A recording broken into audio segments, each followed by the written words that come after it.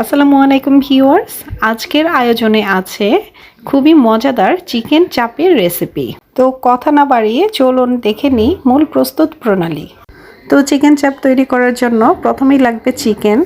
এখানে আমি মুরগির বুকের মাংস নিয়েছি, আর এই মাংসটাকে একটু থেতো করে নিতে হবে, সেজন্য আমি শিল ব্যবহার করছি। আপনারা চাইলে ভারী কোনো নাইফ দিয়ে নাইফের উল্টো পাশ দিয়ে থেতো করে নিতে পারেন।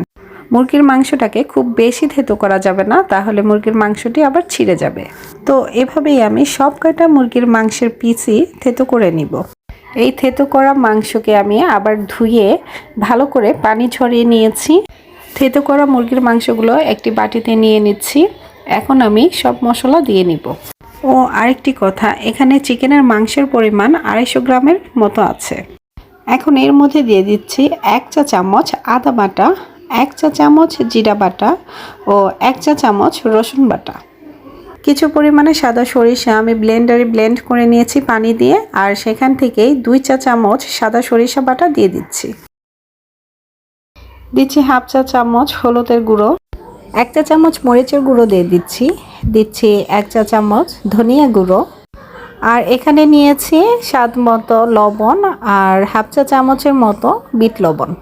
দিচ্ছি হাফ চা চামচ গরম মশলা, দিচ্ছি 1 টেবিল চামচ পরিমাণে সরিষার তেল, দিয়ে দিচ্ছি 1 টেবিল চামচ পরিমাণে লেবুর রস। এখন সব উপকরণ চিকেনের সাথে খুব ভালো করে মিশিয়ে নিচ্ছি।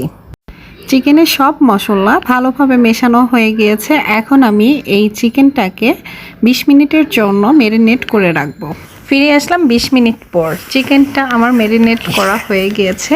এই পর্যায়ে আমি দিয়ে দিচ্ছি 2 টেবিল চামচ পরিমাণে বেসন, দিচ্ছি 1 টেবিল চামচ কর্নফ্লাওয়ার, খুবই সামান্য পরিমাণে রেড ফুড কালার দিয়ে দিচ্ছি।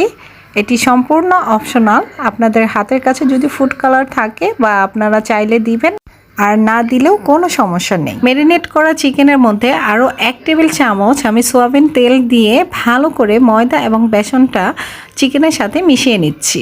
তো চিকেনটার মধ্যে আমার সব কিছু ভালো মতো মেশানো হয়ে গিয়েছে। এখন আমি এই চিকেন চাপটাকে তেলে ভেজে নিব। সেজন্য চুলার মধ্যে একটি প্যান বসে আমি পর্যাপ্ত পরিমাণে সয়াবিন তেল দিয়ে দিয়েছি। তেলটা যখন মোটামুটি গরম হয়ে আসবে সেই পর্যায়ে মশলা মাখানো চিকেন চাপটি আমি তেলে ছেড়ে দিচ্ছি। তো চুলার আঁচ মিডিয়ামে রেখে আমি এভাবে চিকেন চাপটাকে উল্টিয়ে পাল্টিয়ে ভালো করে ভেজে নিব। চিকেন চাপটি আমার ভাজা হয়ে গিয়েছে। তো এভাবেই আমি সব কয়টা চিকেন চাপই ভেজে নিব। দেখুন চিকেন চাপটি আমার সব কয়টাই ভাজা হয়ে গিয়েছে। কতটা সুন্দর এবং আকর্ষণীয় লাগছে। আমি একটু ভেঙে দেখাচ্ছি। এটি কিন্তু খেতেও ভীষণ ভালো হয়েছিল।